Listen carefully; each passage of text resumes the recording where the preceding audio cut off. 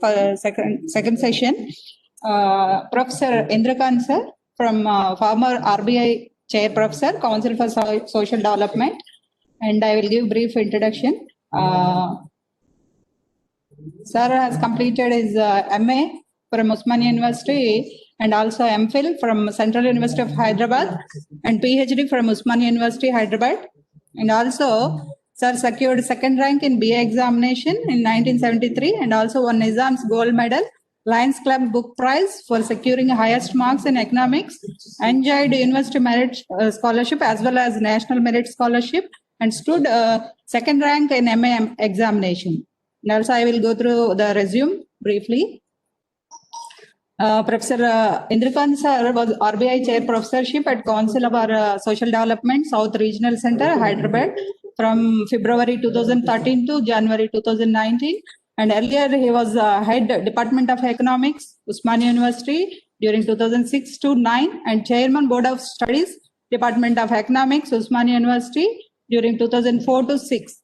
And Sir has 32 years of research and teaching experience, has independently directed and associated with altogether 17 research projects sponsored by agencies like UNDP, Ford Foundation, ADB, World Bank, Government of Andhra Pradesh, etc. During his research tenure at Osmania University, Hyderabad, he has guided successfully 6 MPhil and 6 PhD scholars and presently guiding 4 PhD scholars. Sir published in reputed journals like Economic and Political Weekly, Indian Economic Journals, etc. and edited one book, 17 research reports, which include ADB, UNDP and World Bank publications.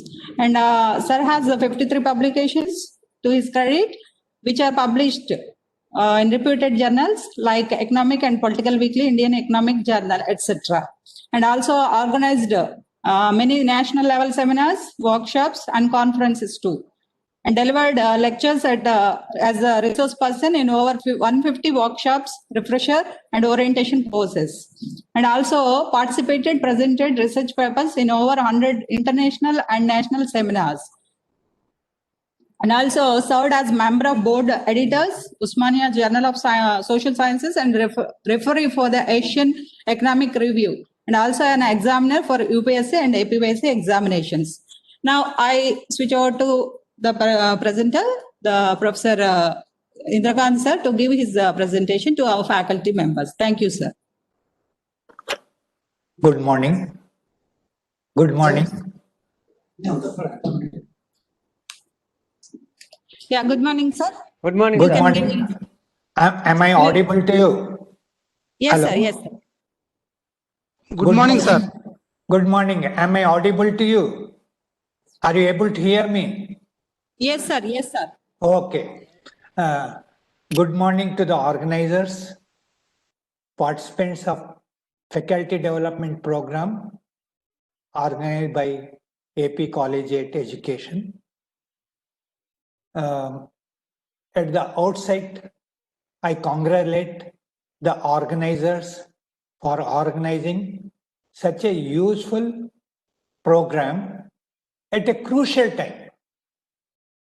Crucial time because our experience says that we can have many research methodology programs for research scholars, but conducting a capacity building program for teachers is very difficult. When their college is running, no principal will relieve them. During vacation, they have many pressing works which they have to attend. So it becomes very difficult to organize a capacity building program for teachers, which is very necessary, but there is no time for them. We don't get a suitable time. For PhD scholars, we can organize many programs, but for teachers, it is difficult to conduct a capacity building program. Therefore, I congratulate the concerned organizers for taking this opportunity in organizing such a capacity building program for the teachers. I'm sure this program will be highly useful to the participants. Next, I want to also appreciate the participants. Participants, I know they have a lot of work. Still, they are sparing their time, and also their eagerness to improve their subject. So that needs to be highly appreciated. Now, teaching. Many people say, "What is there in teaching? Teaching is easy job. They just go and come back." But once they start teaching, they will know what teaching is. One of my friend in my good olden days got a teaching job in a degree college, and at that time, a MA student used to get a job before his MA results are declared. Before declaration of their MA result, they used to get a job because there was scarcity of persons and people used to get the job very quickly, only with MA degree. He got a job in a degree college. After a couple of months, he left the job. He wanted to join another job. Then we were surprised. You got a job and why did you leave that job? No, this is a terrible punishment. To teaching is a punishment for me. How? Daily I have to study. Only if tomorrow I have to class means I have to prepare for the class and go and teach. Even as a regular student, I was not reading so much. And now daily without fail, I have to read and then go to the class. Without preparation, I cannot go to the class. As a student, what used to happen just before the exam? They read some books, go and write the exam and pass the exam, get good marks also. So I keep telling, student is a temporary student. Till he writes the exam, he is student. After writing exam, he doesn't have to read. But a teacher is a permanent student. He has to keep on preparing every day. Even if he has taken the same paper last year, again so many changes would have taken place, and he has to prepare for the class. And he has to prepare and go to the class. Without preparation, it is difficult to think. And I compare the job of a teacher is like of a bus driver who is taking the passengers with him on a hillock, which is having lot of curves, hairline curves, and he has to. So he has lot of tension, lot of responsibility. Once the passengers reach the top, they feel enjoy the scenery. But how did they reach that scenario? How much the driver has taken the trouble? They don't know. Similarly, students don't know what is the trouble taken by the teacher to teach them, make a student perfect in the subject.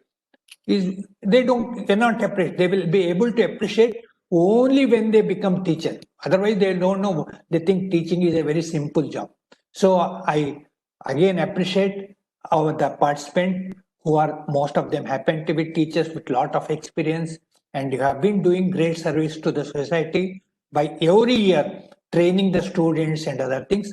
So I congratulate you, and I also appreciate your eagerness to improve your subject.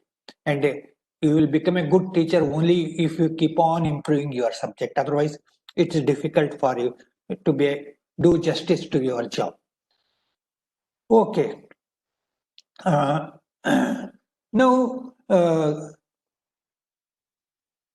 today's topic is pitfalls in teaching of economics. Pitfalls in teaching of economics. What are pitfalls?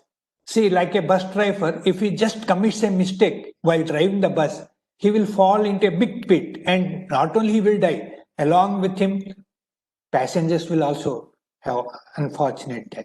So teacher has to be, he should avoid, while teaching the subject, he should be careful where there are pitfalls, avoid them, and take the students along with him so that they don't fall into pitfalls, so that they won't have any misunderstanding of the subject, so that confusion is avoided. So to avoid those confusions and pitfalls, the teacher has to be very careful. So what are these pitfalls? Are there any pitfalls in teaching of economics is a question.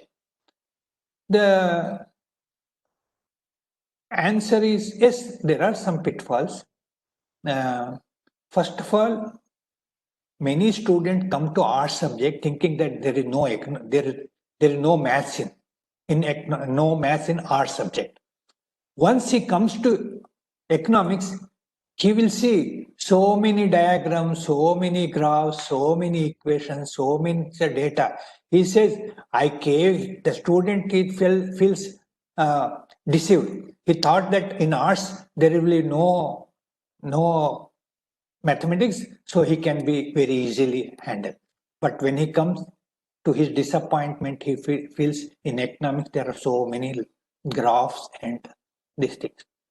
So one reason why students become reluctant to study economics is because of these graphs and other things. Even for teachers also, it is not easy. Some teachers may have mathematics background, some may not be having that much good in mathematics.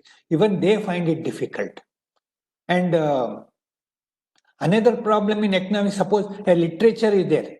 Literature subject, what happens? The teacher, he has a Shakespeare novel, drama to teach. Every year he can teach the same thing. But economics lecturer has to keep on changing his lecture because the budget, this year budget is there, again he has to prepare. Next year he cannot give the same lecture because the new budget has come. Again he has to prepare for the new budget. So even for the teachers also, it is very difficult. So now I will be presenting some of the PPTs, and so let me PPT first.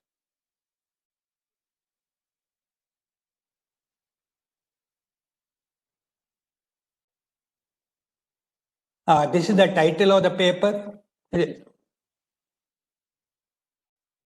So you can see the title of the paper was Pitfalls in Teaching of Economics.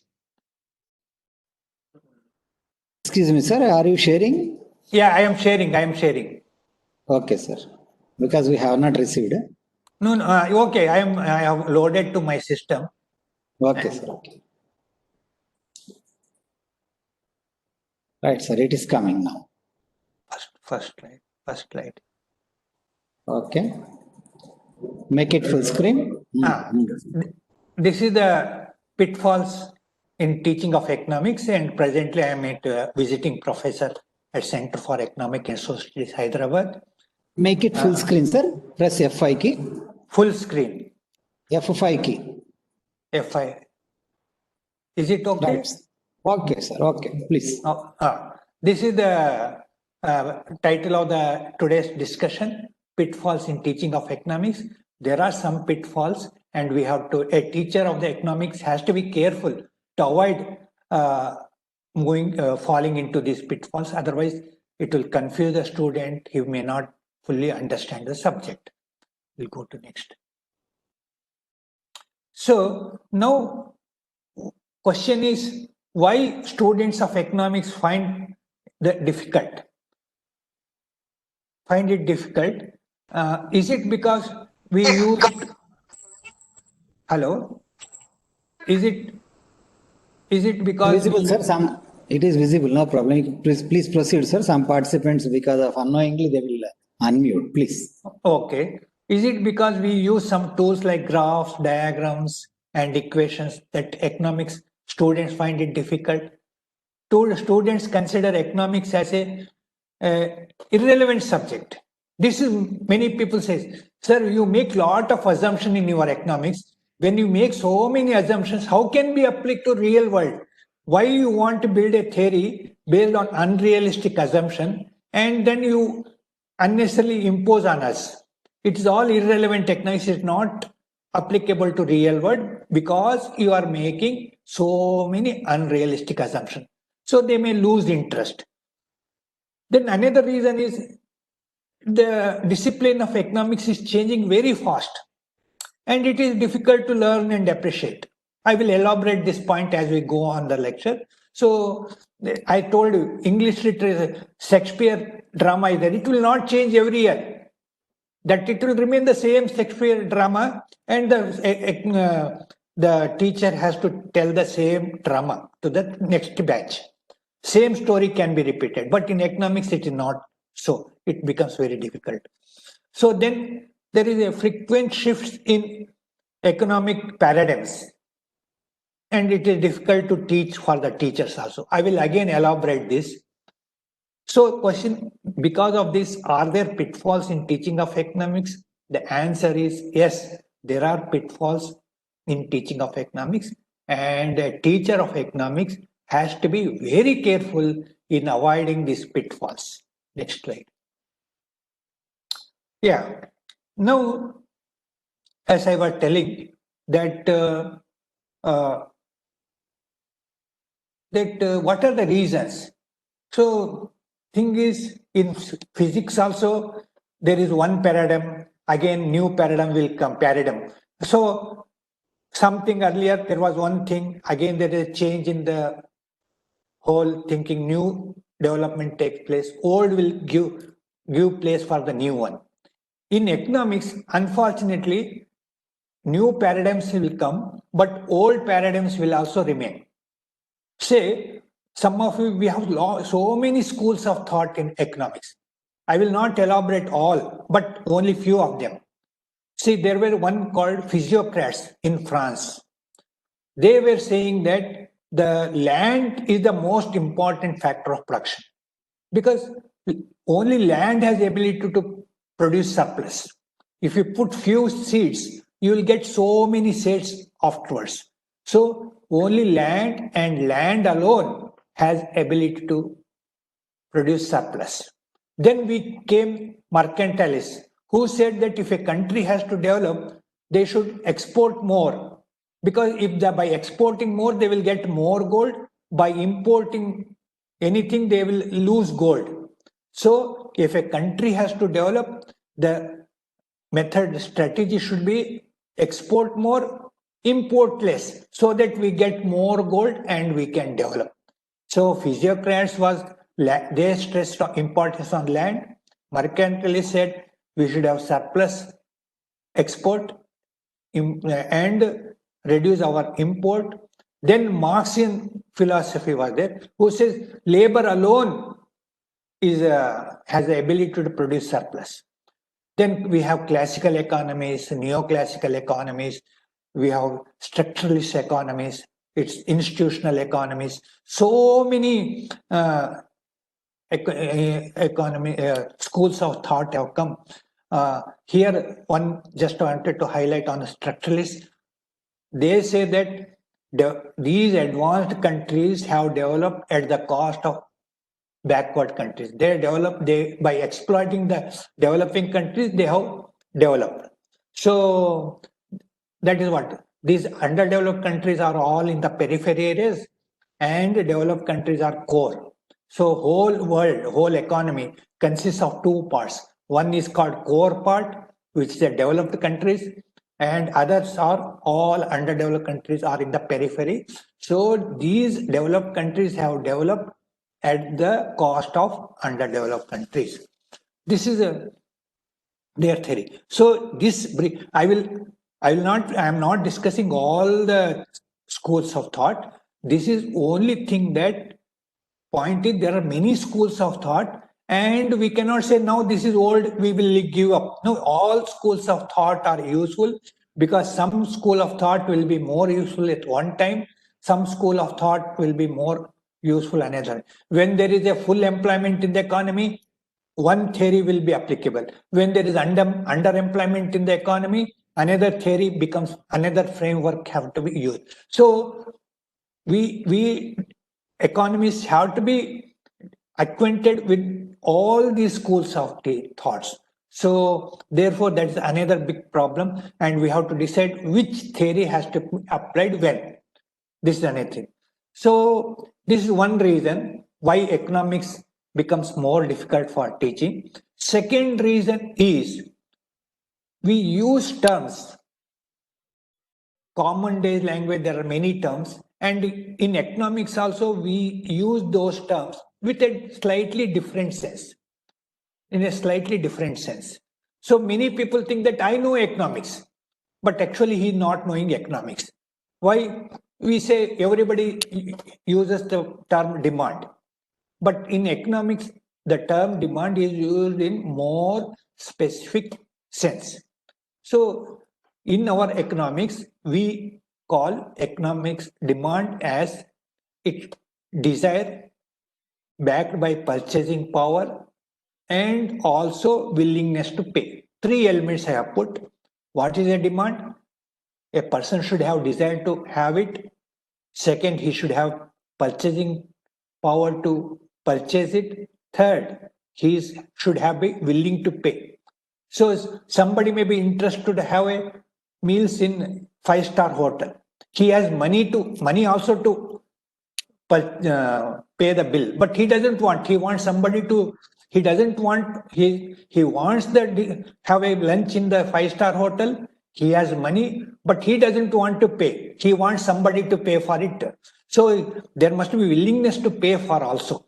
So in economics, we use the term demand in one specific sense. Demand means there must be desire, there must be purchasing power for the purchasing power to the consumer. He should have the purchasing power, and also he should be willing to pay. Then only it means demand. So similarly, money. So somebody says, I am poor because I don't have money. So, but in economics, the term money is a different thing. It is not income. A common man thinks that money means income. For a common man, money means income. When he says, I have no money, means he has no income. But in economics, having income is different. Money, currency notes published, printed by RBI is a different thing. Money is something, a medium of exchange. It is not income. So, there are many terms which in common man uses in one sense, whereas in economics it has a different meaning. So for a common man, there is no difference between money and income. For him, money means income, income means money. When he says I have no money, it means he has no income. But in economics, money is different, income is different. Similarly, there are receipts and income. Many people think that the receipt is same as income. Now there is a college. Whatever the fees collection is there, that is not the income of the college. That is only the receipt. The college, after getting that fees collection, it has to pay to the teachers, lecturers. So, and whatever remains left over, that is the profit, whatever you call. That will be the income of the college. So income of the college is not the total fees collected is not the income of the college. So many people confuse. Receipts are same as income. What you collect from your customers is the receipt. After paying to all the factors of production, whatever is left over is your income. So whatever the college collects the fees is not it is only the receipt. And after paying all the expenses, whatever is left, that will be called as the income of the college or profit of the college or whatever it is. So in economics, receipt is different, income is different. They are not the same thing. Many people think that they are synonyms. Receipts and income are synonyms. Similarly, tax revenue. People, government is getting more revenue, national income. So many people think that tax revenue is the national income. Income of the government is the nation income. Many people think that whatever the government is getting, that is the national income. They think there is national income and government income are same. For common man, he thinks that government revenue is government income. That is the nation's income. What is national income? Income of the government is the national income. But in economics, national income is income of all the households, income of all the corporate sectors or capitalists, and also income of the government.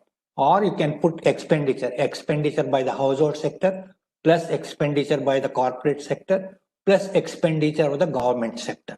So if you put, unless there is no foreign trade, closed economy, then so government expenditure will not be equal to national income. It is only one component of the national income.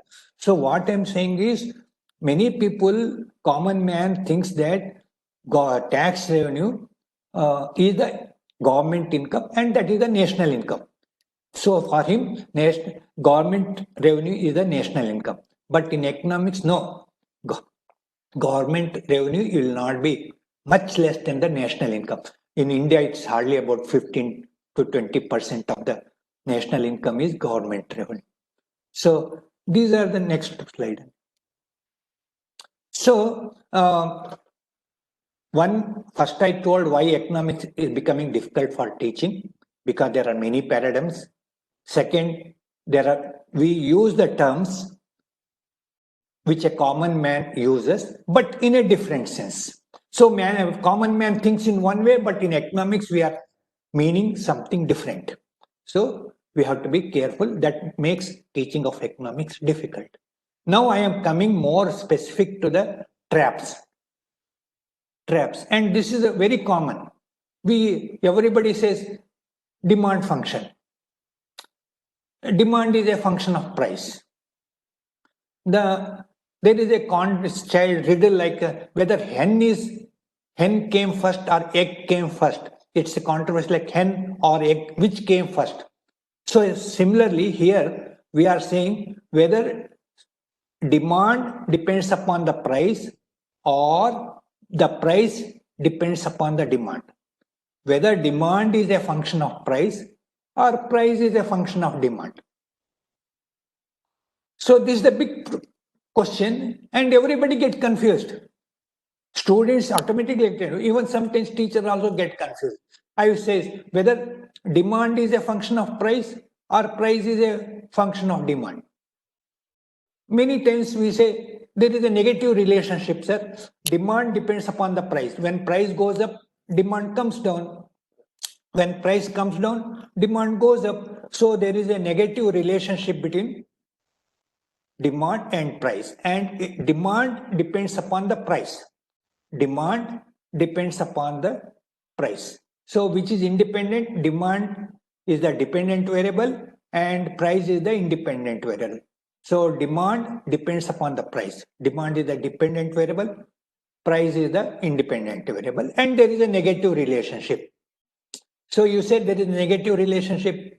Yes, because when price goes up, demand comes down. When price comes down, demand goes up.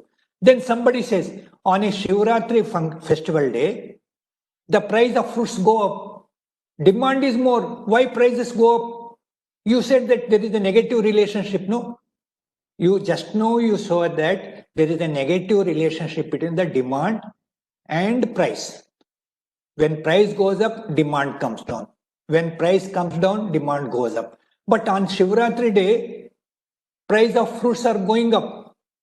You say demand goes up. Then which is independent variable and which is dependent variable? Earlier you said that demand depends upon the price. Now to explain the increase in the price of fruits on a Shivratri day, there is a huge demand and price is going up. So there is a positive relation. Demand is increasing, price is increasing. Now which depends upon which? Whether demand depends upon the price or price depends upon the demand. In the beginning you said that demand depends upon price. On a Shivratri, when I gave the example of Shivratri, when we are discussing, you change the stand and you will say, no sir, because demand is going up, price is going up. Then which is influencing which? Whether demand influences price or price influences demand is a big riddle. Similarly, on a Bakrid day, the price of goats go up. Same logic. You will again say on a Bakrid day, the demand for goats goes up and price will go up. During Christmas time, price of cakes will go up. Again, same logic. So okay, we understood. Now the confusion is whether demand depends upon the price or price influences demand. Which influences which? No, sir, sometimes it happens, sometimes this happens. No, when the demand influences price, when price influences demand, the student really get confused. So teacher, the responsibility of the teacher is to remove this confusion, whether demand is a function of price or the price depends upon the demand. So the teacher has to be clear. This is very, looks to be very simple, but many students I find that they may get MA distinction also. When I ask this question, whether demand depends upon the price or price depends upon the demand, he says, sir, sometimes that happens, sometimes this happens. Then ask when this is true, when this is true, tell me. He will say he will not be able to tell. So the teacher has to be careful in explaining which statement is true when. So we'll see in next. Whenever, so we in economics, we have a concept like moving on the same demand curve, shift in demand curve. Moving on the same demand curve and shift of the demand curve. When I said demand depends upon the price, we are moving on the same demand curve. When we are moving, demand curve is not shifting, it is stable. Only price goes up, demand will come down. We are moving on the same demand curve. When price comes down, demand goes up. A downward sloping curve. But suppose on a Shivratri day, what happens? The demand function shifts upward. Demand curve shifts upward. So the price of the commodity increases. So we have to make a distinction whether we are moving on the same demand curve, whether the demand curve is shifting. So if the demand curve is shifting, there can be positive relationship between demand and price. But when we are moving on the same demand curve, that too for a commodity which is a what we say normal good.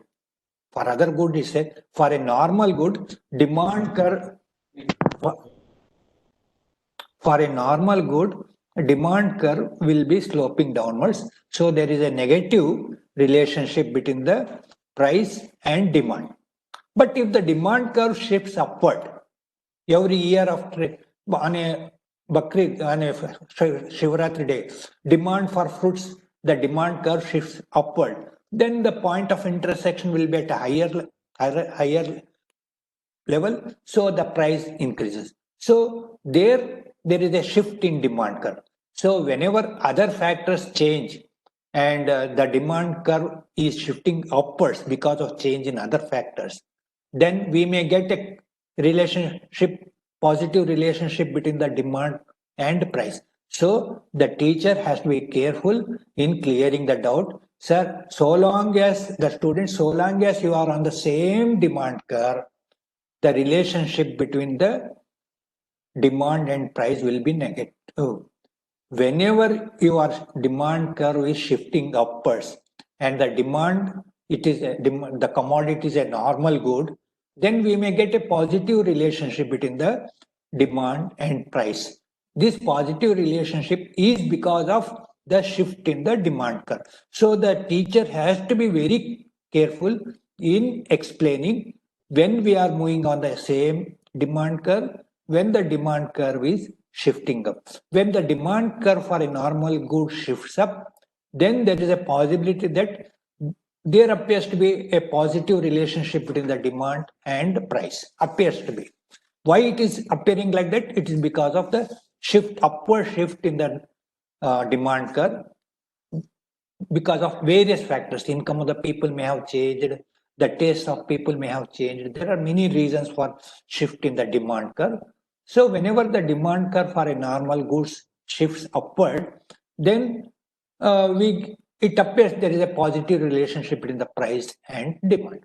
So the teacher has the responsibility to clear this doubt, which generally likely to be in the minds of the students. Next. So this is what I have changed. Demand can change under two conditions. So the people taste income has not changed. Only the price has increased because there is a shortage. So because of that, the price has gone up. So when the price goes up, onion price goes up because of there is no supply, the price has gone up. Demand curve, there is no change. So then what, because of increase in the price, people may not buy the onions. This is, we are on the same demand curve. Demand curve is not changing. The price in the market has gone up because there is no supply of onions. So demand curve is stable. It is not changing. We are on the same demand curve. So because increase in the price in the market, which is because of lack of supply, shortage in supply, so the price has gone up, then people will reduce the demand for it. So there will be negative relationship between the demand. So demand may change. Why demand is changing? Because in the price in the market is changing because of other reasons. Then there is a negative relationship. Demand can also change in other condition is when the income of the people will change or taste of the people will change. Then then in such a case there can be positive relationship between the demand and price. So the relationship between demand and price, it depends whether you are on the same demand curve, whether you are shifting the demand curve. That is what I wanted to say. And the responsibility of teacher is to stress on this point and make the point clear to the students that the relationship between demand and price will be negative so long as you are on the same demand curve. If the demand curve is shifting, perhaps you may get a positive relationship between the demand and price. Okay, this one trap I have cleared. Now we are going to the second trap. There is a one law in economics called Say's law, which says that supply creates its own demand. Which says that supply creates its own demand. What is supply? Then does supply is creating demand? Means does demand depend upon supply? Is the question. When you say that supply creates in own demand, what do you mean? Does demand depends upon supply? Is a question. Are demand and supply not independent? We teach that demand is a separate, supply is demand, are two separate things. Now, one law says that supply creates its own demand. That means demand depends upon supply. So do we conclude that demand and supply are not independent? Does it mean that demand depends upon supply? It's a confusing. It is confusing because in the beginning we said that in a market supply forces are different and demand forces are different. They interact and then equilibrium price is attained. Now, according to Say law, no, supply creates its own demand. What does it mean? Does the demand depend upon supply? Whether demand and supply not independent of one another is a question mark. So here, when Say was saying supply creates its own demand, he was meaning something different. Suppose a person who is selling tomatoes, he takes one bag of tomato and he's hoping to get, by selling these tomatoes, he hopes to get 500 rupees. By selling in the market, he hopes to get 500 rupees. With that 500 rupees, he wants to buy something, maybe a gown for his daughter and other things. He wants to buy something, cloth for his son or something. So he has something to buy. He's hoping to get 500 by selling this tomato, a bag of tomato, and he's hoping to get 500 rupees. With this 500 rupees, he's planning to buy some 500 worth of items. So he's supplying to the market tomatoes worth 500 rupees and he is planning to buy other items worth 500 rupees. He wants to take home. So whenever he's supplying items worth 500 rupees, he is also creating demand for other items worth 500. So that is why say by saying that supply creates own demand. When a producer goes to market to sell something, he's also planning to buy something else with that money he's getting. So that is why supply, he's supplying something to the market means he's planning to buy something with that money. So the supply, therefore, he was using the term, the meaning of the sentence, supply creates its own demand means a tomato producer will not create demand for tomatoes. He will go and sell in the market tomatoes and he will perhaps buy cloth from the market. He's creating demand for other item worth whatever he's supplying. He's supplying 500 rupees of tomatoes and in turn he's creating a demand for 500 rupees worth cloth. So a vegetable seller is selling 500 rupees of tomatoes, but he's not again buying tomatoes. He may buy another items which is worth 500. Now he's selling and getting 500 rupees, and with that 500 rupees, he's going to buy something else which is also worth 500. So the say was telling this: supply creates its own demand. There can be no overall production. General overproduction cannot be take place. So that is what he wanted to do. There cannot be general overproduction of all items. So moment somebody is supplying something in the market means he is also planning to buy in return something, some other items worth that much. So supply creates its own demand. Or that second trap is also over. Now I am going to the third trap, which is marginal propensity to consume. A marginal propensity to consume is another term in economics, which means that what is the increase in consumption when there is a change in income? So they generally say that marginal propensity to consume, basically, what is the additional consumption out of additional income? If income of a household goes up by, say, 100 rupees, out of that, how much it will consume, how much it will save. So suppose a household income has increased by 100 rupees, out of that 100, it spends 60 rupees and saves 40 rupees, then it means propensity to consume is 0.6. That is increase in consumption by increase in income. 100 rupees income has led to 60 rupees increase in consumption. So marginal propensity to consume is 60 divided by 100, 0.6. What is the marginal propensity to save? 40 rupees are saved for every 100 rupees. 40 divided by 100. That is propensity to save is 0.4. Okay.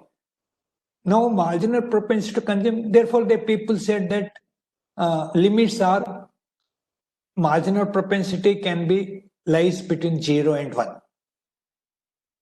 What is 0 means? If 100 rupees increased, he will not spend 100 rupees. He will save all the money in the bank or in the pocket, his pocket. So he is not even spending 1 rupee out of that additional income. He goes and puts everything in his bank account. So in that case, income consumption has not increased. Even though there is an increase in income, he is not spending even a single rupee on in additional on a consumption, additional consumption. So marginal propensity to consume in such a case will be 0 because there is no increase in additional consumption is 0 divided by 100 rupees, it will become 0. So when the marginal propensity to consume will be 1, if a household gets 100 rupees additional income and if it spends all the 100 rupees on consumption, there is no saving, then the marginal propensity to consume will be 1. All 100 rupees. So additional consumption is 100 divided by additional income is 100. 100 by 100 will be 1. So generally it is said that the limits to marginal propensity to consume. Lower limit is 100, 0, highest limit is 100, 1. So the marginal propensity to consume lies between 0 and 1. These are the lower limit is the 0 and upper limit is 1. The marginal propensity to consume lies between 0 and 1. One student may ask, can it not cross 100? Can MPC be more than 1? Can MPC be less than 1, 0? Is it possible for MPC to be more than 1? Is it possible for MPC to be less than 0? Can MPC be less than 0? Can MPC be more than 1? Is a question. You may say, one teacher may get confused. So, yes, it is possible. MPC can be more than 1. Sometimes MPC can also be negative. Let me repeat. Generally, we understand that the limits to MPC are 0 and 1. Lower limit is 0, upper limit is 1. These are the general limit. Somebody may ask an odd question. Sir, can MPC be more than 1? Can MPC be negative? Some people may ask such question. Then the teacher has to be ready to answer. Yes, I say it's possible. It all depends upon how you define your additional consumption, what you mean by additional, how you are defining the MPC. What is the definition of your MPC? What is the definition of your MPC? So, if you define MPC as ratio of change in consumption to change in income. See, I have put, I hope you can read. MPC, if it is defined as a ratio of change in consumption to change in income, that is called delta C by delta Y. Delta C by delta Y.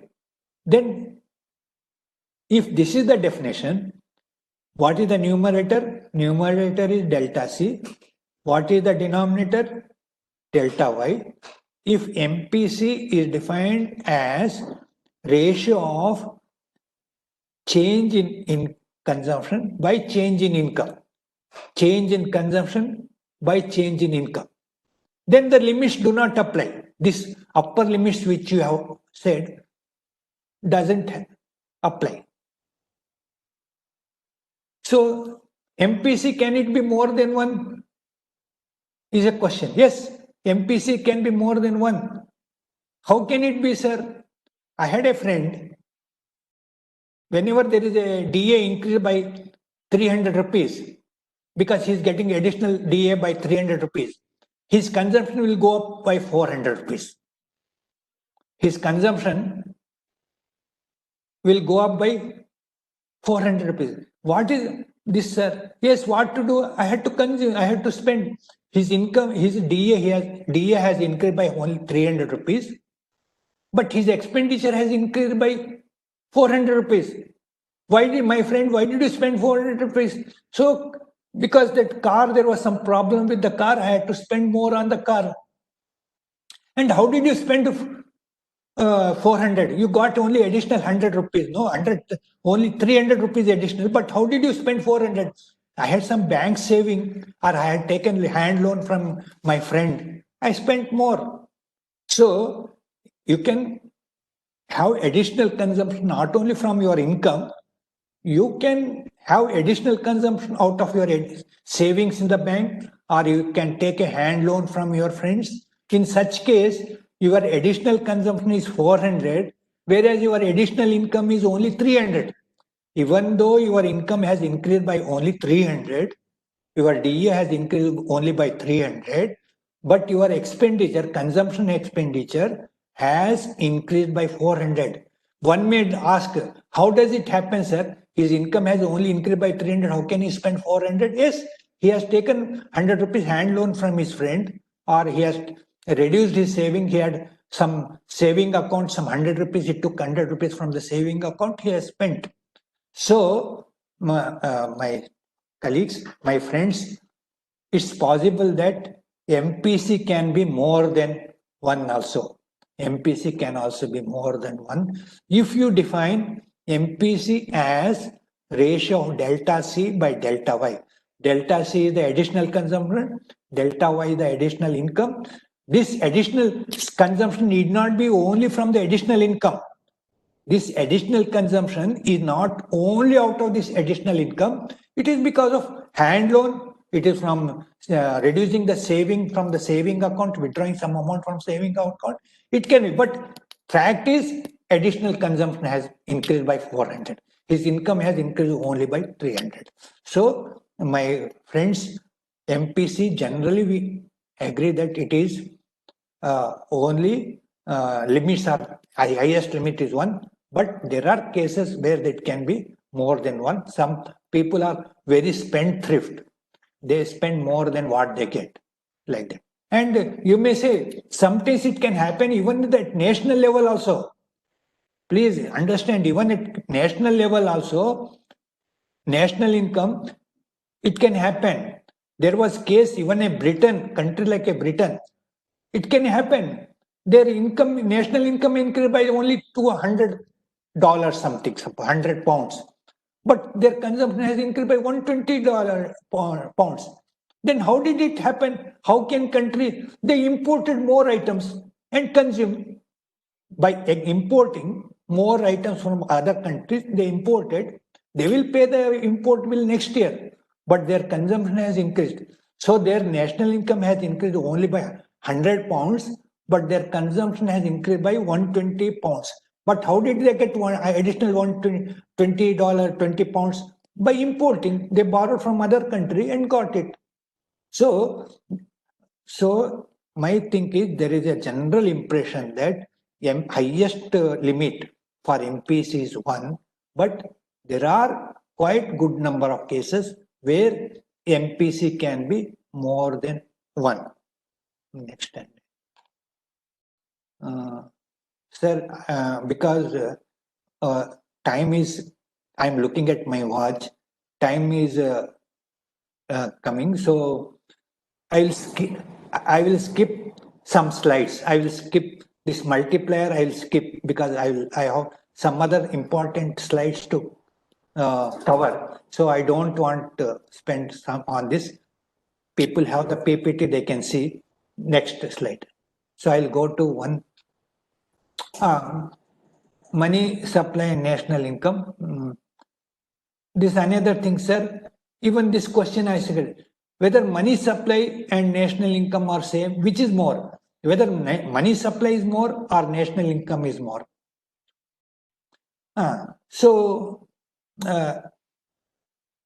Question is whether money supply is more or national income is more.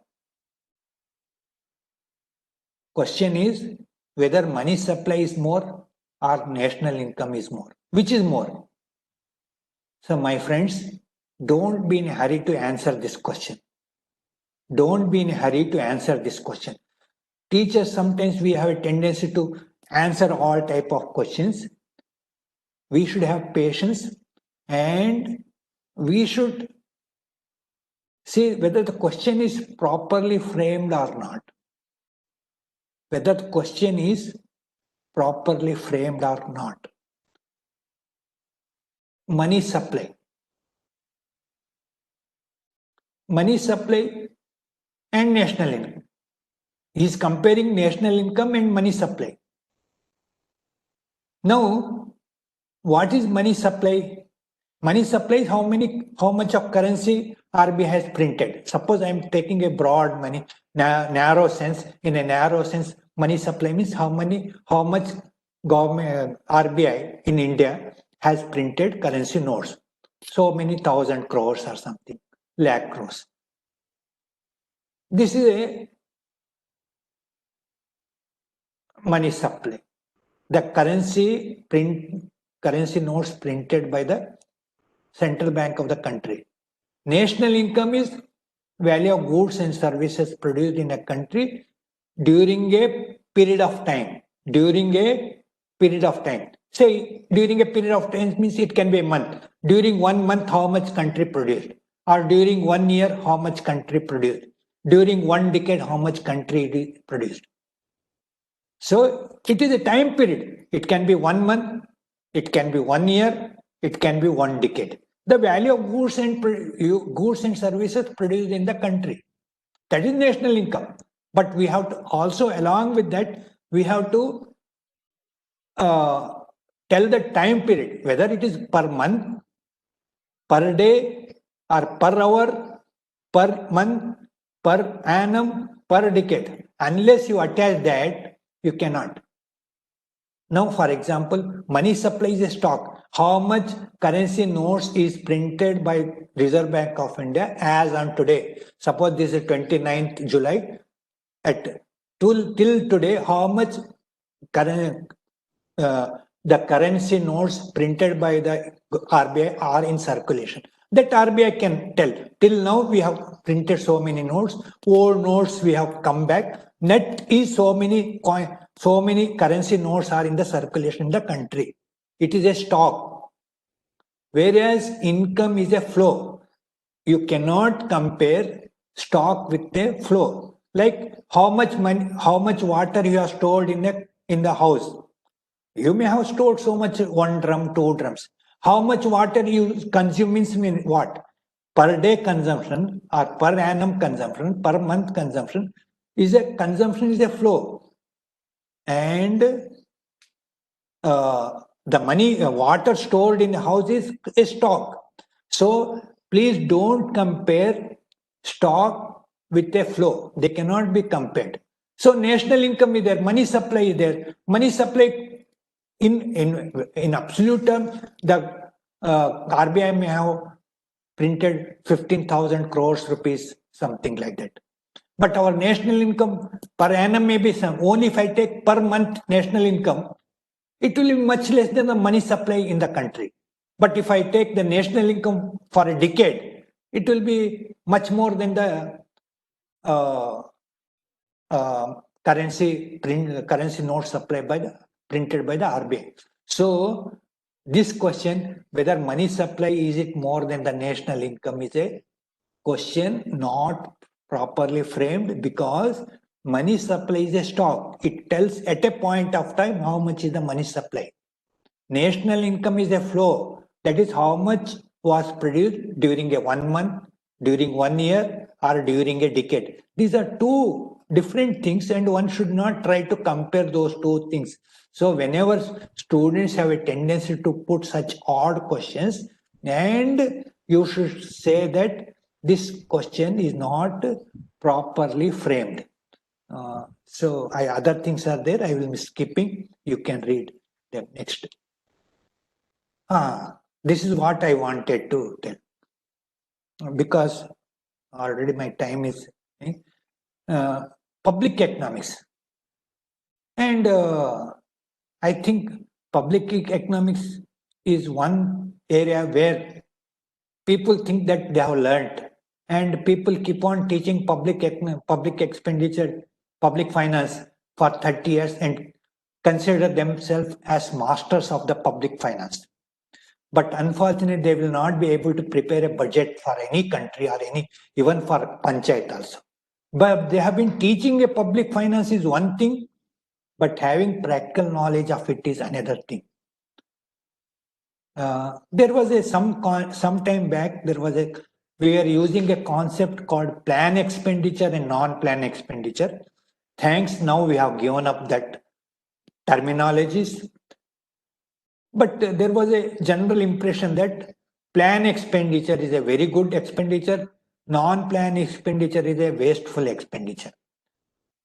General impression was plan expenditure is a very good expenditure, useful expenditure, non-plan expenditure is wasteful expenditure. And during budget discussion on budget, they used to say, okay, in this budget, only 25% is a plan expenditure, 75% is non-plan expenditure. So they used to criticize, what is this type of budget? What type of planning we are having? On plan expenditure is only 20%.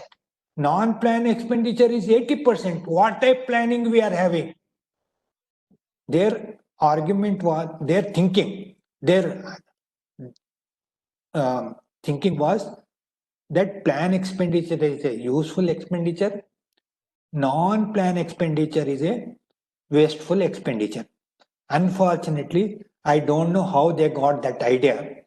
It is just their imagination. They have not read anything, not seen any definition of what is a plan expenditure.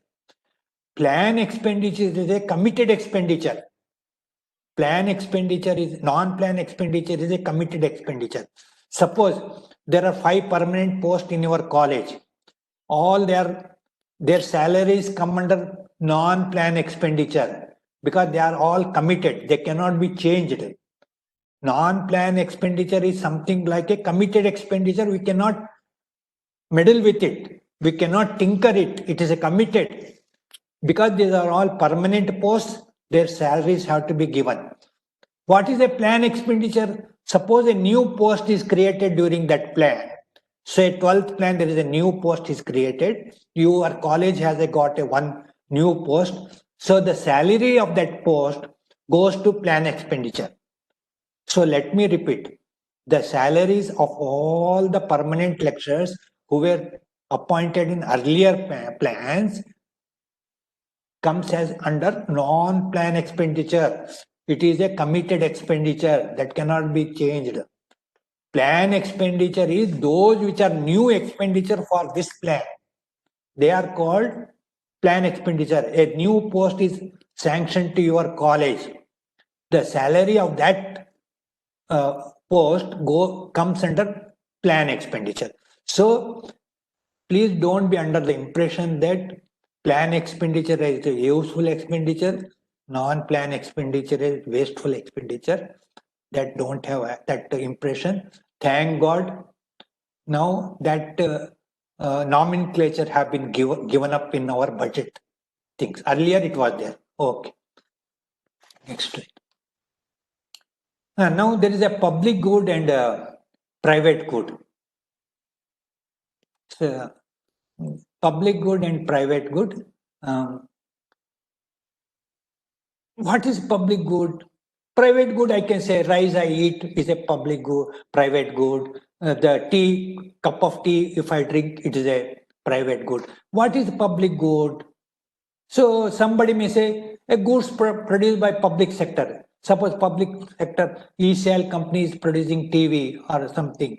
Can we take it as a public good? Or some item which is distributed in public distribution system, fair price shops distribute rice and pulses and other things, salt, iodized salt. Can we take it as a public good? So the responsibility of the teachers of economics is first you give the clear definition of a public good to the students. Public good doesn't mean that items produced by public sector, nor it means the items supplied in the PDS, under PDS or that is public distribution system. No, they are not. People may use in that sense. But in economics, public good is that good where there is no rivalry in consumption. Public good is that good where there is no rivalry in consumption. And exclusion principle is difficult to apply or sometimes cannot be applied also. So what is a public good? Public good is a good where there is no rivalry in consumption. There is jointness in consumption. What is this, sir? This means, suppose there is only 2 cups of tea and I drink both the cups of tea. Then other people cannot have, other persons cannot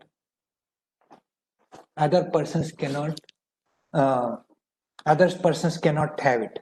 So if I eat, other person cannot eat it. So if I eat, other person cannot eat because I have consumed. There is a rivalry. If I eat, other person will not get it.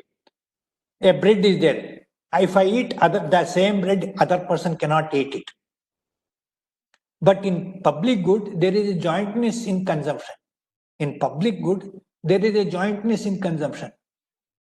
What is jointness in the consumption, sir?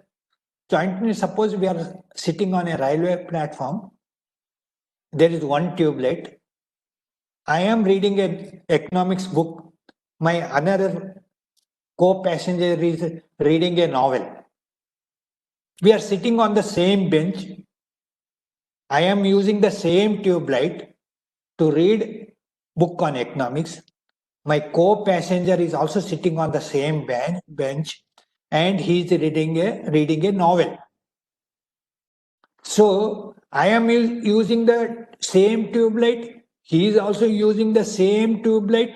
But just because I am using the same tube light, he will not get less light from it. Or because he is reading novel from the same light, I will not get less light. So there is a jointness in utilization of the tube light. There is a jointness in utilization of the tube light. Same tube light, both of us. I am reading a economics book. Another co-passenger is reading some novel. So just because I am using that light, he is not getting less light from, or because he is using light for another purpose, I am getting it. So in private good, it happens. If I eat more, consume more, other person will have less of it. But in public good, no, that will not happen. My consumption will not be at the cost of other persons. I can consume, he can also consume. Suppose there is a garden, we are getting a very fragrant, good smell. I can enjoy, other person also can enjoy along with me. It is not that because I am enjoying, he cannot get the smell. He is also getting the smell. I am also getting the smell. So there is a jointness in consumption. So in a public good, there is a jointness in consumption. There is no rivalry in consumption. Because one person is consumed, it's not that other person will have less of it. So my request to all teachers is, please make this point clear, saying that there is a big difference between a private good and a public good. Private good, there is a rivalry in consumption. If person A consumes more, the other person will have less of it. If one person consumes more, the other person will have less of it. But in public good, there is a jointness in consumption. That is, I am consuming not at the cost of anybody. My consumption will in no way come in way of the consumption of other person. Other person also can consume. I can also consume. I am using the same tube light. He is also same tube light. Fragments in a garden. I can enjoy the same beauty. He can also same beauty. There is a thing, sunlight. I am using the same light. He can also use the same light. So just because I am using the sunlight, it doesn't stop him from using the sunlight. So my request to the participant is, to the students, you first make this point clear, the difference between public good and private good. So I'll skip the other things because time is also coming. Next slide. Can you పెద్దగా చేయొచ్చా? You cannot consume. So here I have given the example of how to get a demand curve for a private good. Now we say that there are two consumers, consumer A and consumer B, and consumer A, when the price is price we have 10, if it increases 12. What is a consumer's demand? Consumer's demand is declining. When a price increases, consumer's demand is declining from say 3 to 2, whereas consumer demand of B decreases from 2 to 1. So when price goes up, demand comes down. So the price is going up from 10 to 12. and consumer A demand is coming down from 3 to 2. Consumer demand of B comes down from 2 to 1. What is happening to the total demand? We have to add the demand of both the persons. So when the price is 10, the total demand in the market will be 3 of the first person and 2 of the second person. Put together it is 5. Whereas when price goes up to 12, the total demand will be 2 of the first person and 1 of the second person. The total demand will be 3. So how did you get? We are getting by horizontal summation. The same thing I have shown in the diagram given below. When the price is 10, the total demand is 5. That is by adding the demand of the first person, adding the demand of the second person, A and B, that is put together is the total demand. This is called horizontal summation. When the price goes up to 12, again I am adding the demand of A and demand of B, put together what is the total demand. This is called horizontal summation. I am adding the demand of the first person and demand of the second person. You can see in the graph that horizontal summation is taking place. We are making horizontal summation. This is how demand curve for a private good is obtained. You will appreciate when I go to the next slide. Next slide. Here, the demand curve for a public good. And here I have taken the example of a street light. I have given the example of a street light. What is the example? Now government wants to know that they want to know the people's interest, how much they are willing to contribute. If the one street light is there in the street, how much they are willing to give. If there are 2 street lights, if they go in for 2 street lights, how much people are willing to give. So we have asked the 2 consumers, and the consumers how much you are willing to pay for each street light. So the first consumer, here quantity means number of street light, price means how much he is willing to pay. So the first person, he is willing to, if there is 1 street light, is willing to pay 10 rupees. His contribution is 10 rupees. He says, I am willing to pay 10 rupees if there is 1 street light. Because he has a bit vision problem, like me, he has some vision problem. He says, for him, the street lights are very important. And he says, if you put 1 street light, I am ready to pay 10 rupees. Whereas another person, second B, says, no, I will not pay 10 rupees, I will pay only 8 rupees. B is paying 10. So how much is the total contribution collection will be 18 rupees. 10 rupees from A person and 8 rupees from second person. In the graph also we have added 10 of the, when the street, there is only 1 street light, first person will pay 10 rupees, second person will give 8 rupees. The total, how much government can expect is 18 rupees. When government says, no, we have another alternative plan, we will have 2 street lights, one in the beginning, one at the end of the street. How much will you be paid per street light? So instead of having 1 street light in the middle of the street, 1 street light in the middle of the street, government says, no, we will have 2 street lights, one in the beginning of the street, another in the other end of the street. So now there will be 2 street lights. Per street light, how much are you willing to pay? The person A will say that for each street light, now when there are 2, I will pay 8 for the one which is in the beginning, 8 rupees for the one which is at the end. Total he is willing to pay 16 rupees. But per street light, now he says 8. Earlier when there is only 1 street light, he was willing to pay 10 per street light. Now when there are 2 street lights, he says I will pay 8 per street light. That is one in the beginning, one in the end. Total 16 rupees he is willing to pay. What about the second person B? He says, no, when there are 2 street, I will pay only 5 rupees per street light.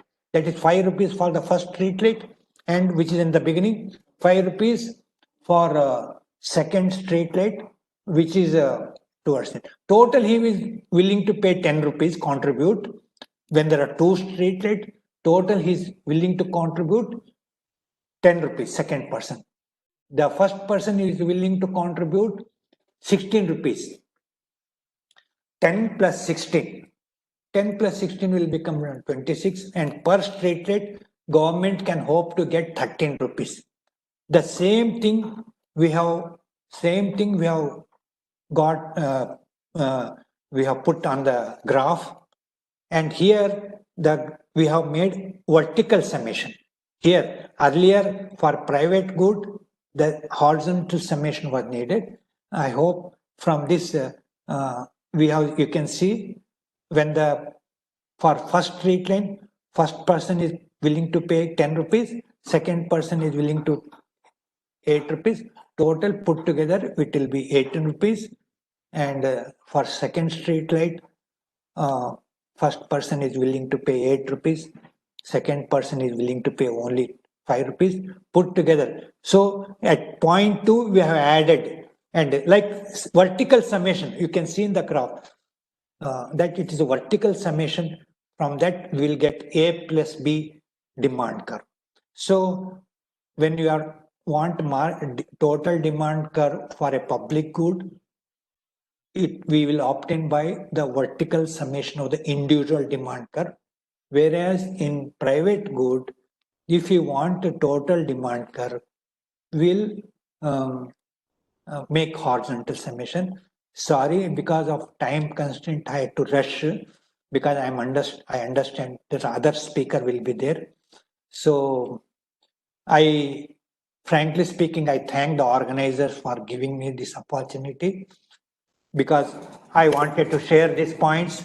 Then I also thank the participants for have patient listening, and I will be too happy to answer if there are any questions, or you have my email. You can mail your questions to me. I'll be too happy to answer them and also learn from your questions.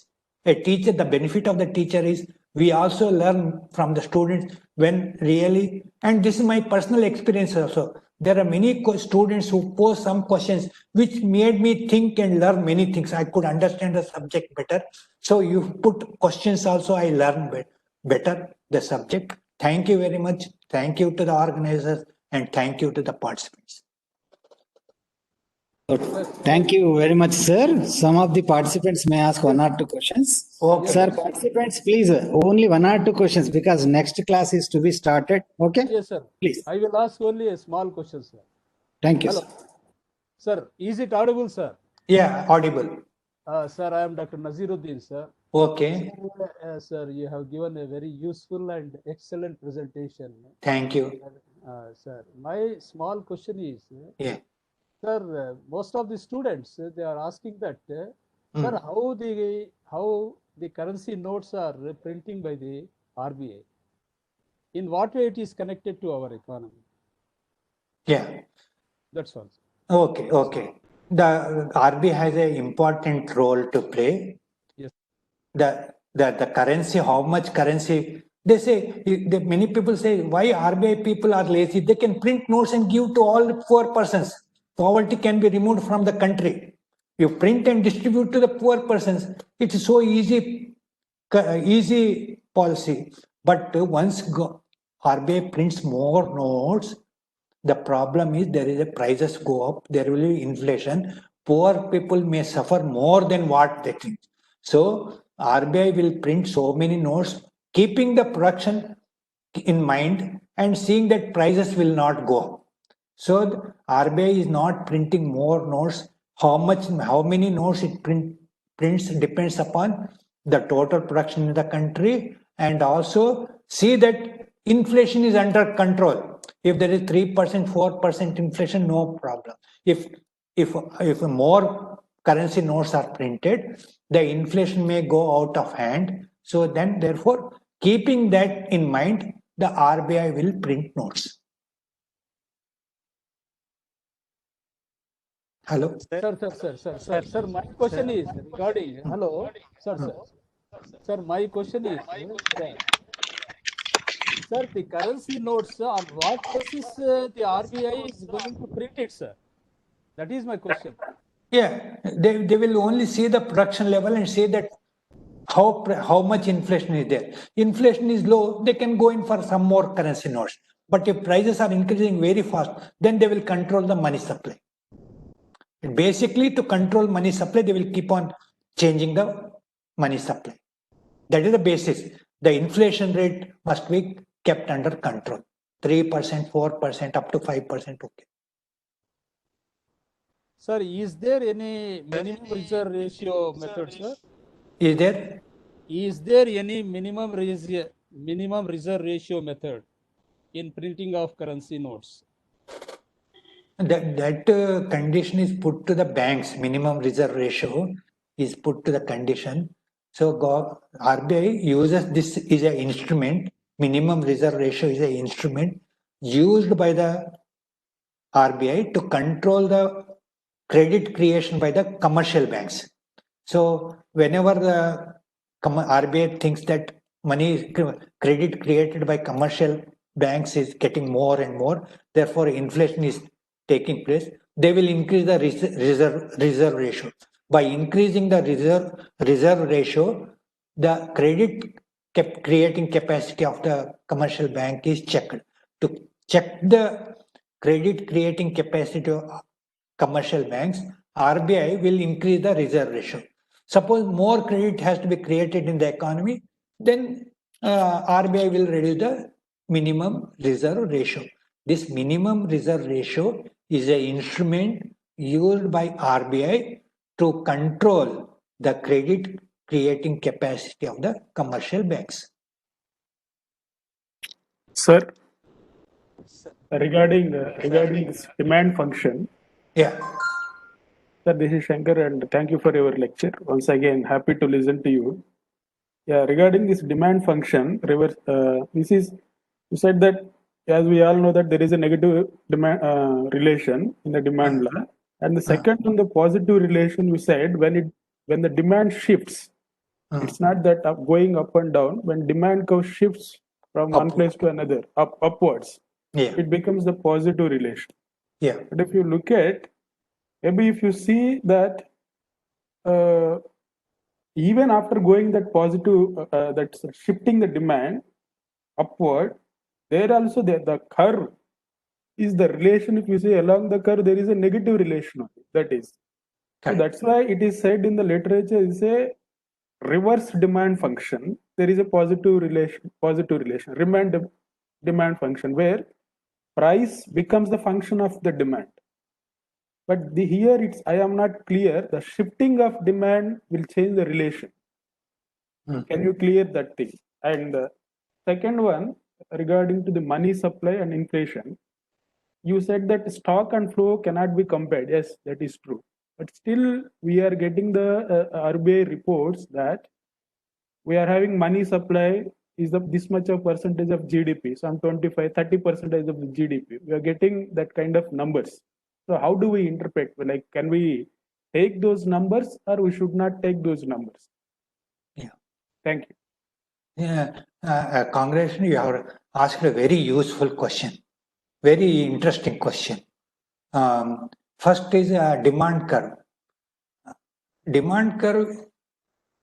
Actually, demand curve, we cannot see all the points on the demand curve. Only when you go to the consumer and ask him when the price is 10 rupees, how much will you buy? When the price is 12 rupees, how much you buy? When price is 15 rupees, how much will you buy? If you ask this question and if he has the patience to answer, then we can take that data and plot them on the graph paper and get the demand curve. So we have to first ask those questions to him, and if he has the patience to answer that, then we'll get the demand curve of A or B. So, but we have a a law called law of diminishing marginal utility. By that we understand that for a normal good, generally the demand curve slopes downward. That much we have. But how to estimate is a separate question. So at any demand curve, today's demand curve for a normal girl, on Shivratri day also the demand curve will be sloping down. On ordinary day also demand curve is sloping downward only. But the only thing is on ordinary day demand curve will be at a lower level. No doubt it is sloping downwards only. On Shivratri day also the demand curve will be sloping downwards. Only difference is the point of intersection will be at a higher level. On an ordinary day, the point of intersection between the demand curve and supply curve will be at a lower level. So equilibrium price will be at a lower level. There is a supply curve also. The price is determined by the intersection of the demand curve and supply curve. On an ordinary day, because the demand curve is at a lower level, the point of intersection of demand curve and supply curve will be at a lower level, and this equilibrium price will be at a lower level. On a Shivratri day, the demand curve for festival will go up, but supply may not change very much, marginal. So supply curve is more or less same. There is not much, even if there is small marginal, but demand curve is increasing considerably. So the demand curve has shifted upward. The point of intersection of the supply curve and the new demand curve will be at a higher level. So the equilibrium price will be at a higher level. So now we are talking about the equilibrium price. Equilibrium price on ordinary days is at a lower level. Equilibrium price on the festival day is a higher level. So the demand curve on the ordinary days also downward sloping. The demand curve on the Shivratri day is also downward sloping. But only the difference is the point of intersection will be at higher level on Shivratri day. So price seems to have increased, appears to have increased, even though demand has increased. It is because not demand, the demand curve has shifted up. The point of intersection is at a higher level. So I think this is it may be satisfied, but otherwise we'll go further tomorrow, next time. So now coming to the second question, that yes, money supply is a stock, national income is a flow, and RBI gives basic statistics in basic statistic currency. They give the data on money supply M1, and also they give onto the national income of for the year, not a monthly income. When I ask what is your income, you will generally tell the monthly income, your month's income. But national income is for the year. Okay, one can take for month also, one can take for the quarters also, first quarter national income, second quarter. So they give national income of the year. Okay, one can divide. Number of scooters can be divided by the number of persons. Per head, how many scooters are there in the country? So scooter is a stock. Now scooter is a stock. Population is also, one can divide. Or you can say what is the water supplied in Hyderabad? How many persons are there? Water is a flow divided by the number of persons. So per person, how much water is supplied? Like that, one can divide a stock by a flow, or flow by stock can be divided, but we have to be careful in interpretation. We have to be only careful. I don't say that we should not divide, but comparing them is difficult. Whether national income is more than the money supply, that way one cannot compare. That should not be a proper question. Proper question, money supply is some figure is there, national income is also some figure is there, but they are totally two different entities. One cannot compare them. That is what I wanted. I hope I tried to clarify your doubts. Any?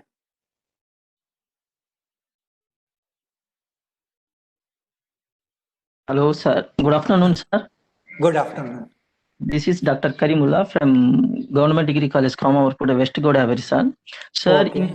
in your lecture, entire thing, under the public finance, you have told that two important components, that is a planning expenditure, another one is a non-planning expenditure.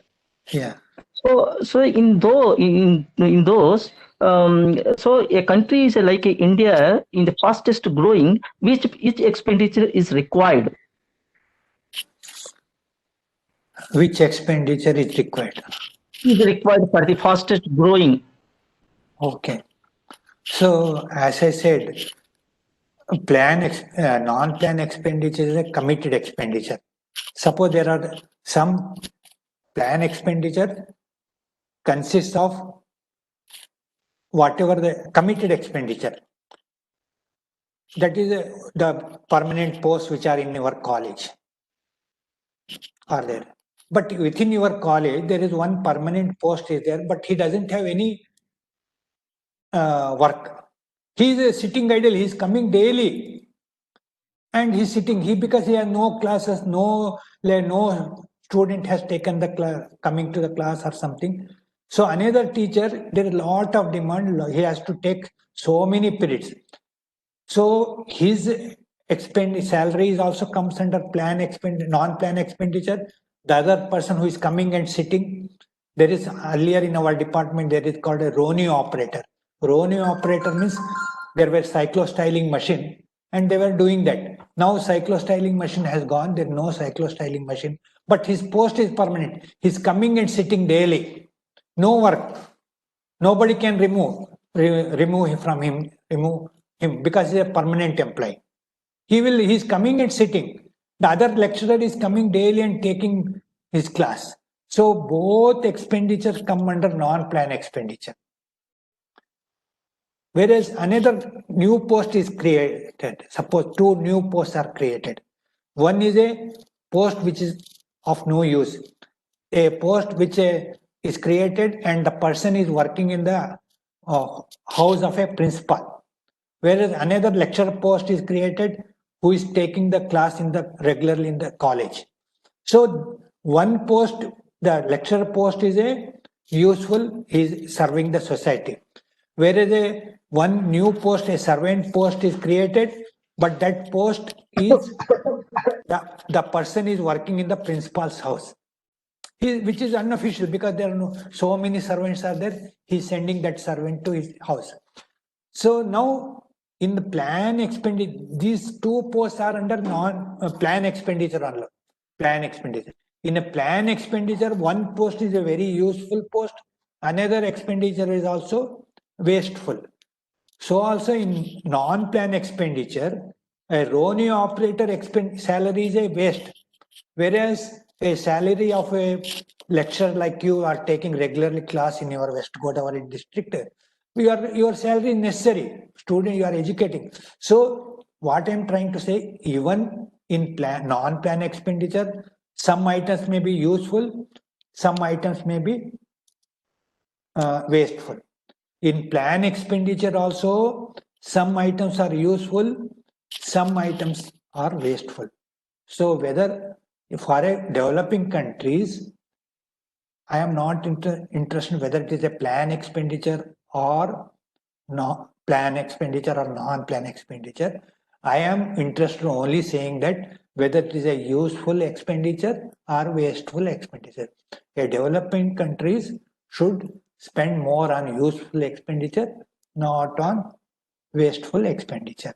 So this useful in plan expenditure, there may be some expenditure items may be wasteful, some items may be useful. In non-plan also, some items may be useful, some items may be non-useful. So we should take care that whether plan or non-plan, we should have useful expenditure. We should avoid wasteful expenditure for a developing country. That is my answer. Thank you, sir. Thank you. Hello, sir. Can I Hello? ask? Yeah, you are welcome, Yes. but only worried about the time limit. Maybe we are. Very brief, sir. Very brief. I mean, could you elaborate on the economic rationale of the particular characteristics of the perfect competition market, that is, goods are homogeneous in nature, Whereas in practice, we are all just interested in the variety of consumption as the monopolistic competitions thing, sir. Could you explain the what do you call economic rationale of being the, I mean, first characteristic of the perfect competition market, sir, please?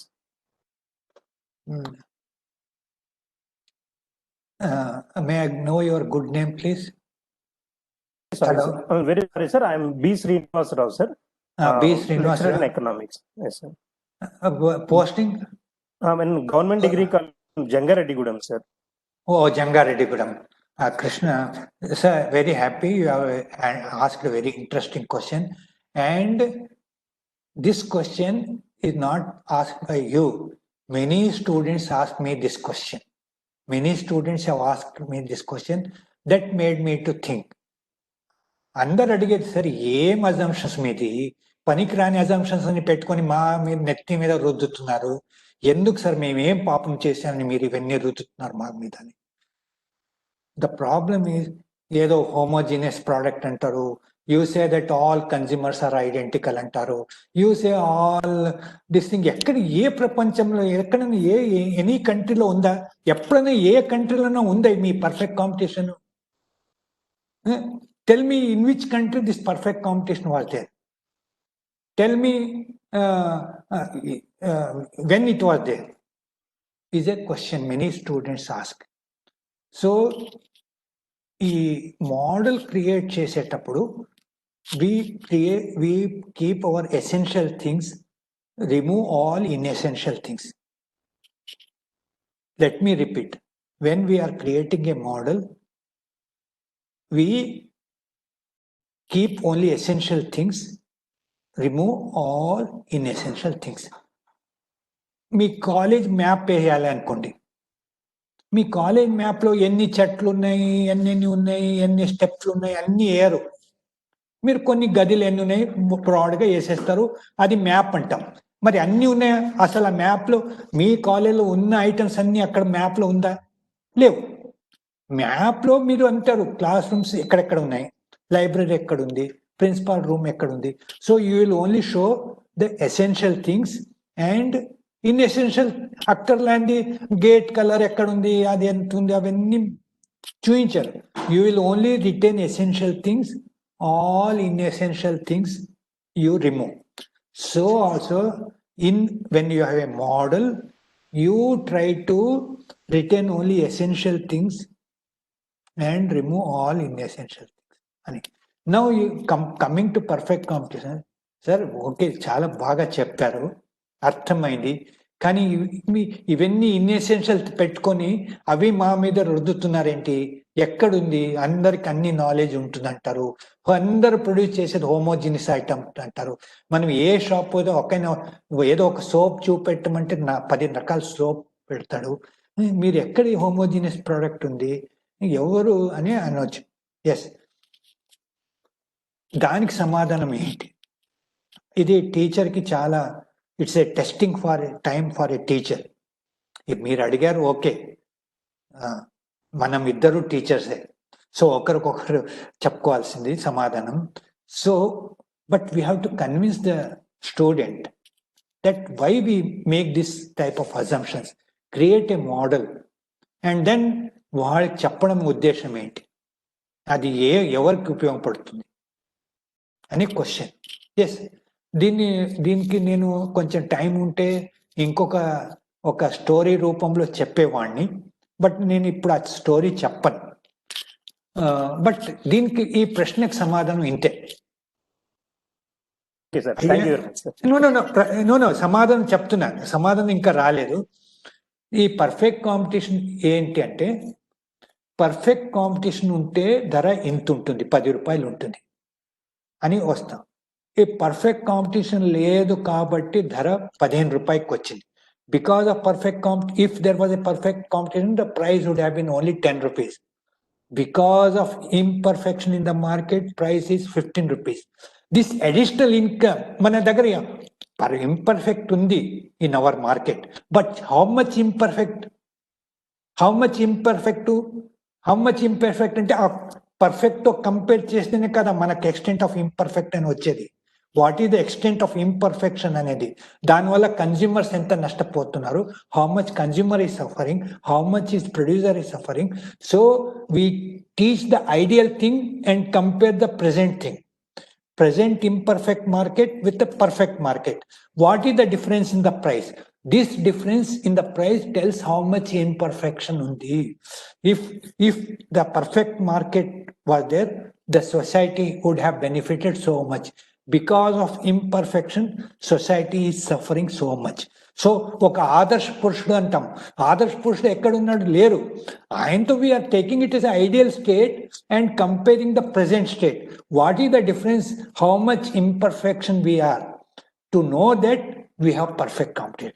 We are teaching perfect competition, not that there is a, in some countries, some in advanced country, there is a perfect competitive market is there అనే ఉద్దేశం కాదు. మనం చెప్పే ఉద్దేశం అది ఎందుకంటే to compare the present day market which is imperfect with the perfect market, compare చేయడం వల్ల మనకు we come to know the extent of imperfection in our present market. Therefore, how much consumers are suffering the welfare loss, how much producers are suffering in the welfare loss అని తెలుసుకోవడానికి అది ఉపయోగం పడుతుంది అంతే. Thank you. Sir. Nice of you, sir. Sir. చెప్పండి. Sir, I am Dr. Naziruddin, sir. Sir, you have rightly said, sir. I fully agree with you as far as the perfect competition is concerned, sir. Yeah. But, I think I have read in some books, sir. The stock market is the perfect example for perfect competition.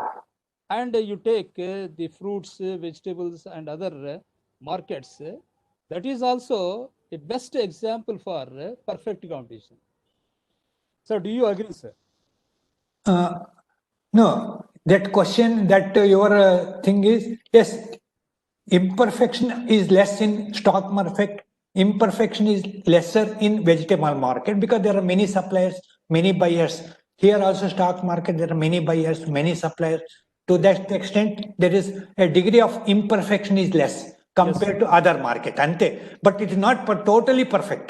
Yes, sir. Thank you, Totally okay, that's all. sir. Thank you, sir. Very nice, sir. Yeah. Very nice. Very happy to interact you. Wonderful session. Thank you. We must be grateful to you, sir, that you have received all the questions in a very, very positive way. Thank you. Thank you, sir. Thank you, sir. Thank you. Have a nice time, sir. Thank you, all of you.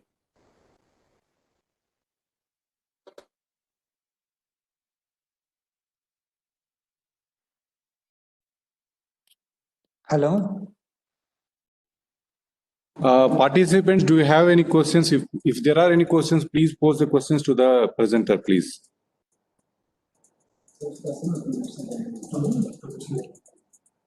The next presenter will be joining the session in 2 minutes. If there are any questions further, the session may continue up to the next beginning of the next session. Sir, because of time passed, I thought I should not ask more questions. Now Yeah, the time please is go ahead. available now. Sir, here actually I could understand that you could not elaborate this point of this horizontal and vertical summation of private good and public good. Yeah. Can you elaborate that point, like why it should be horizontal summation for private good and vertical for the public good? Can you elaborate? What is the base for that? So thank you, Shankar Rao. And you are a person who are behind the screen and arranging this lecture.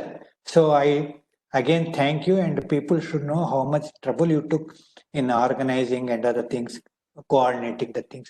So it's nice to see you on now, as you said that I was a time conscious, a teacher back at the back of mind. When there is a class, yes, it is a cassette, is 45 minutes cassette, 45 minutes that because I'll be taking others' time. So I don't want, which I don't want to do. Therefore, I was skipping something. Now your question was relating to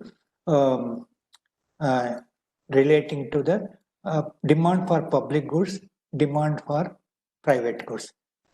When we are saying total demand for private good, we are measuring in demand curve on horizontal on horizontal x-axis or horizontal axis, we are measuring the quantities. On the vertical axis, we are, or y-axis, we are measuring the price per unit.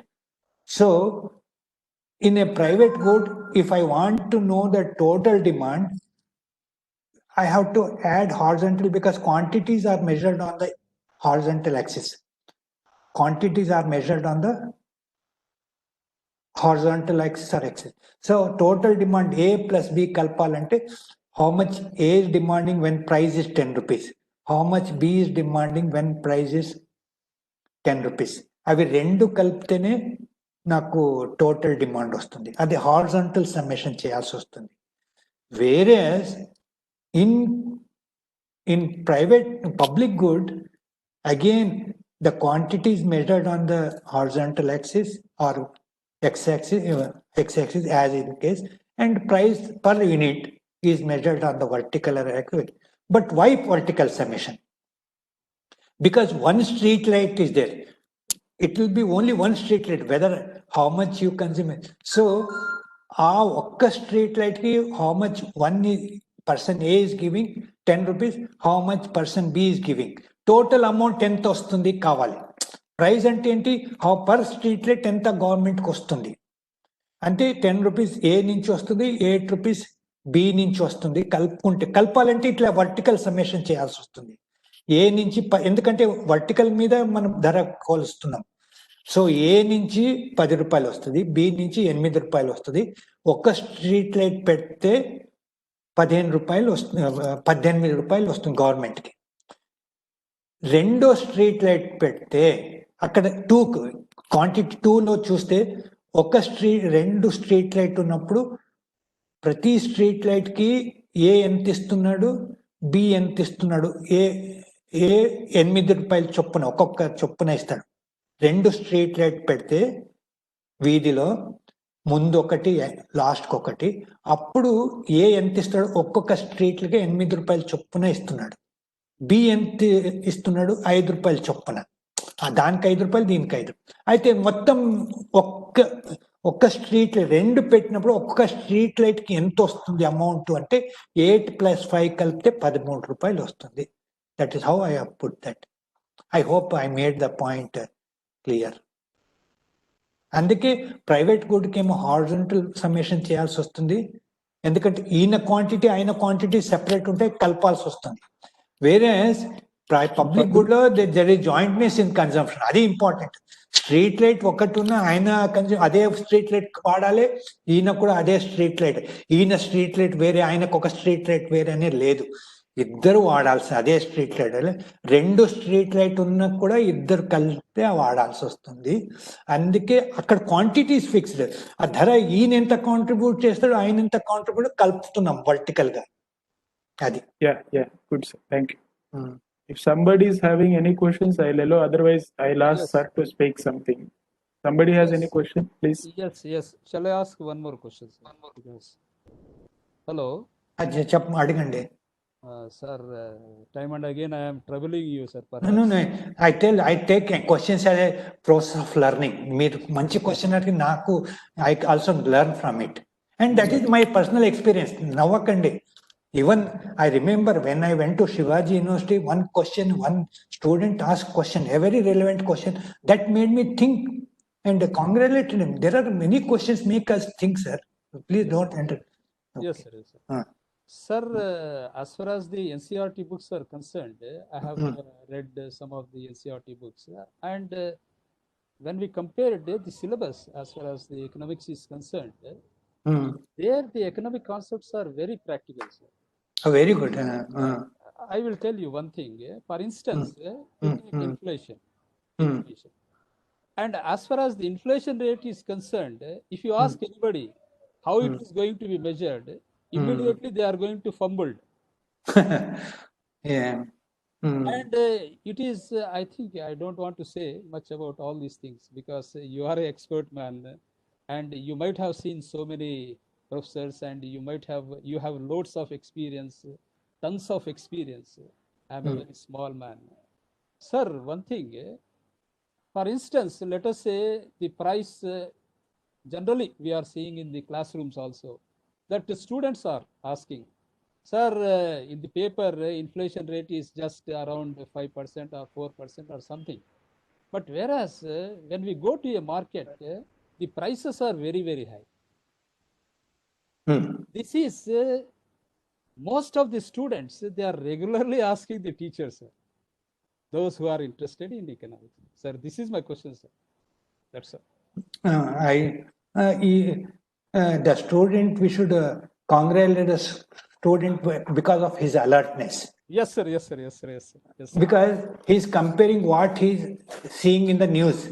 ನೀವು 5% inflation rate అంటున్నారు. ఎక్కడ 5% sir? నేను నిన్న ఒక్క నెలలోనే ఇంత పెరిగిపోయింది అంటాడు. మీరు ఎట్లా క్యాలిక్యులేటర్, ఏ ధరలు తీసుకుంటున్నారు, ఎక్కడ తీసుకున్నారు, ఎవరు కాకిరెక్కరు అని అంటారు. Yes, sir. Yes, sir. Absolutely, sir. That's what I'm asking you. అందరు క్వశ్చన్ మీరే కాదు, జనరల్ నా కలీగ్స్, నా ఫ్రెండ్స్, మీరు ఏం ఎకానమిస్ట్ అండి, మీరు ఇట్లా అంటున్నారు, ఎక్కడ మన వాళ్ళు ఇక వాళ్ళకి మనం చెప్పేది వినేదంతా ఓపిక ఉండదు వాళ్ళకి. So this is because of wholesale prices. Yes, sir. Yes, sir. Wholesale. I agree with you, sir. Wholesale. There are two methods, sir. Wholesale price index and consumer price index.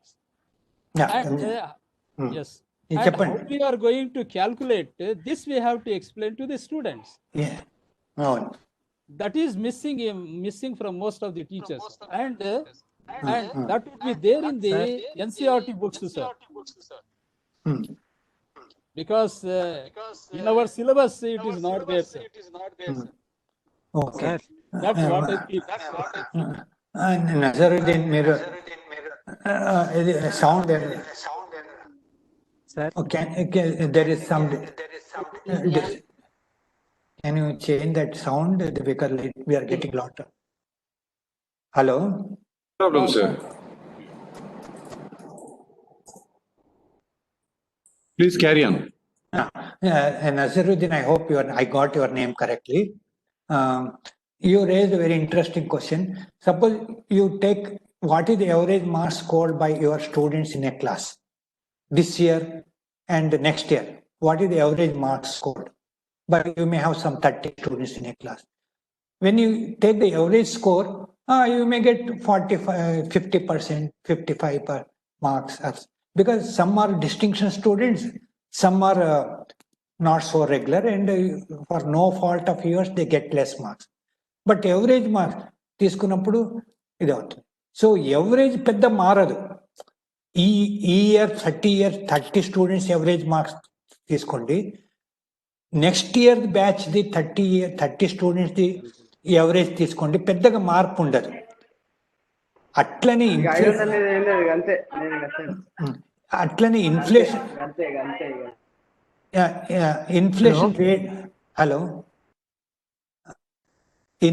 Rate inflation rate కూడా దాంట్లో ఎన్నో items కలిసి ఉంటాయి. ఒక item ధర may increase by 100 times, another item price may decrease. Actually some items ధర స్థిరంగా ఉండొచ్చు. So it is average of so many items. When the average of so many items you are taking, పెద్దగా మార్పు ఉండదు. ఎందుకంటే కొన్ని బాగా పెరుగుంటాయి, కొన్ని మోడరేట్ గా పెరుగుంటాయి, కొన్ని అసలే పెరుగుంటావు, అది తగ్గిపోయి ఉంటాయి. అట్లున్నప్పుడు మీరు ఎవరేజ్ కట్టినప్పుడు ఆ లాస్ట్ మంత్ ఎవరేజ్ కి ఈ మంత్ ఎవరేజ్ కి పెద్ద తేడా రాదు. దాన్ని బట్టి ధర ఎంత పెరిగిందంటే ఎవరేజ్ ధర ఇంత పెరిగింది, 5%, 5%, 6% అని వస్తారు. జనాలు నీ కొనే వస్తు ధర నీకు ఇంపార్టెంట్. అక్కడ ఆ హోల్సేల్ ప్రైస్ కట్టే వాళ్ళు ఎవరు ఆఫీషియల్ ఉంటారో వాళ్ళు అన్ని వస్తువుల ధర తీసుకునే వరకు ఆ ఎవరేజ్ లాస్ట్ మంత్ ఎవరేజ్ కి ఈ మంత్ ఎవరేజ్ కి పెద్ద తేడా ఉండకపోవచ్చు. కాబట్టి ఇన్ఫ్లేషన్ ఈజ్ ఓన్లీ 6% to 5% అంటారు. దే ఆర్ నాట్ సేయింగ్ నీవు కొనే వస్తువుల ధర ఓన్లీ 6% పెరిగింది అని అంటలేరు. మీరు అట్లా ఊహించుకుంటున్నారు. మీరేమనుకుంటున్నారు, ఎక్కడ 6% సార్? నీ unfortunately the items which you are purchasing, their prices have increased by more than 10-20%. But why the wholesale price indices they are saying only 6? Because they're taking other items also which have not increased by so much. So when you are taking the average, the average will become very small compared to what the price increase of the items which you are consuming. So because of this, so you have to explain to the student that overall increase in the price may be only 6%, but the items which you are taking have increased by 10 or 20%. Why average is so low? Because the other prices have decreased much less, have not increased as much as the prices which you are increased. So in a class, there are distinction students. In a class, there are students who have not done much.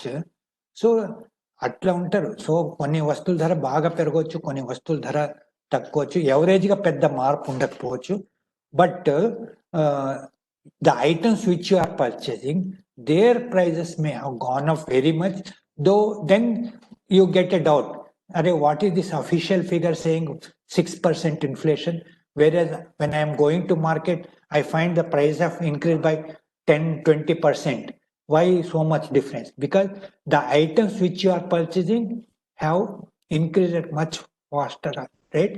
There are other items which have not increased so much. So average is low. That is what I. Thank you, sir. Thank you so much. Sir. Thank you, sir. Thank you. Hello, sir. Hello, sir. To all the participants and the presenters, sir. The next presenter is very much available and he has joined online. Sir, I thank for the nice presentation on behalf of Commissioner of Collegiate Education and all the participants of Faculty Development Program of Economics. I show my gratitude for your excellent presentation, sir. Thank you very much, sir. Thank you. Thank you, sir. Thank you. Now I request Professor K. Madhubabu Garu to join the session, please. Sir, may I audible? Yeah. Sir, you are audible, sir.